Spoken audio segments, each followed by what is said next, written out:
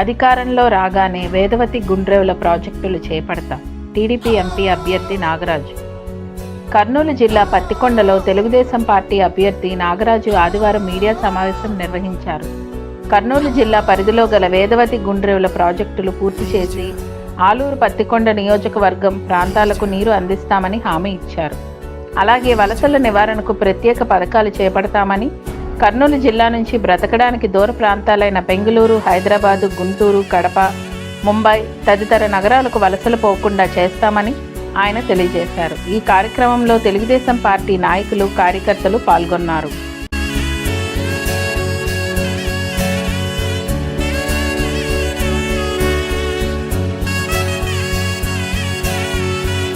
మరొక్కసారి ఈ పార్లమెంట్ స్థానాన్ని కేటాయించాలని చెప్పేసి ఈ బీసీలలో అంతర్భాగమైనటువంటి ఈ కురువులను గుర్తించి తెలుగుదేశం పార్టీ జాతీయ అధ్యక్షుడైనటువంటి శ్రీ నారా చంద్రబాబు నాయుడు గారు మాకు అవకాశం ఇచ్చినందుకు మొట్టమొదటిగా ఆయనకు ప్రత్యేకంగా కృతజ్ఞతలు తెలియజేస్తున్నాను. అలాగే కర్నూలు పార్లమెంట్ పరిధిలో ఉన్నటువంటి 7 సెగ్మెంట్లలో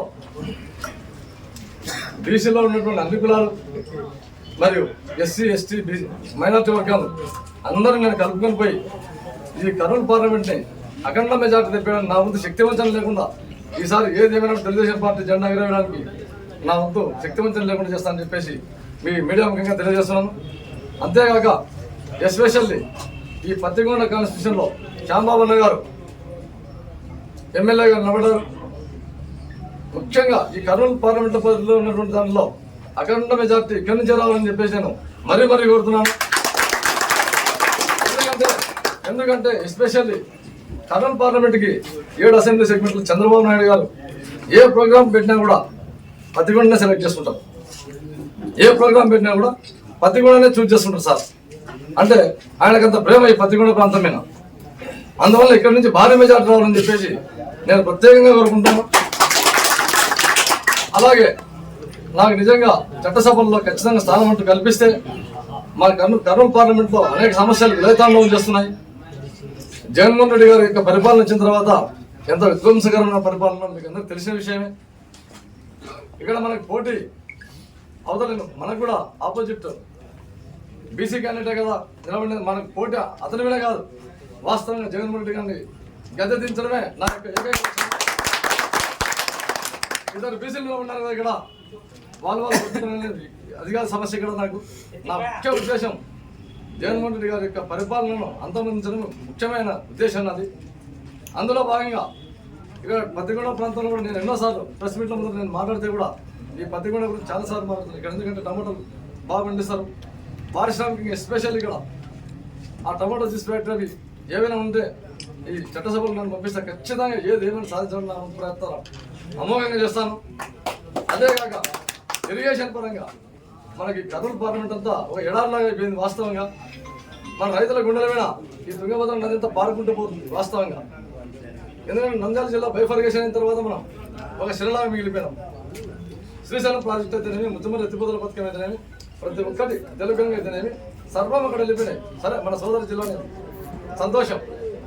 కానీ కాబట్టి చూపిస్తా కావాలంటే నిన్న రాత్రి నేను విజయవాడకి పోయి రాత్రి 12:30 గంట ప్రాంతంలో దూరాల దగ్గర నిలబడినా. నేను దూరాల దగ్గర పెద్ద దూరాల దగ్గర టీ దగ్గర ఆడితే మన వలస జీవులు ఎస్పెషల్లీ ఎక్కడి నుంచి అంటే మంత్రాలయం అని చెప్పారు.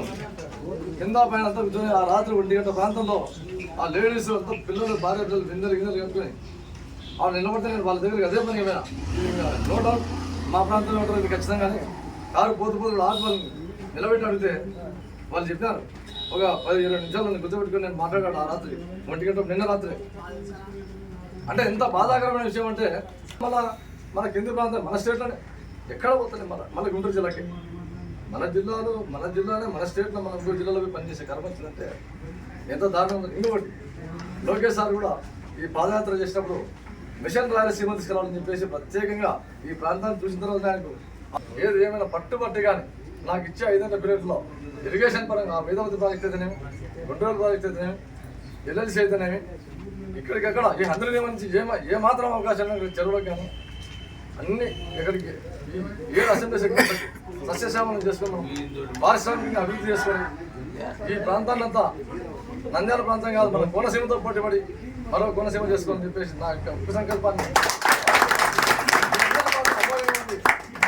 గెలిపించాలని చెప్పేసి నేను అమోఘమైన చర్య తీసుకొని వారి యొక్క నిర్ణయాన్ని సరసారిగా తెలియజేసిన వల్ల నాకు ఈరోజు టికెట్ వచ్చినది.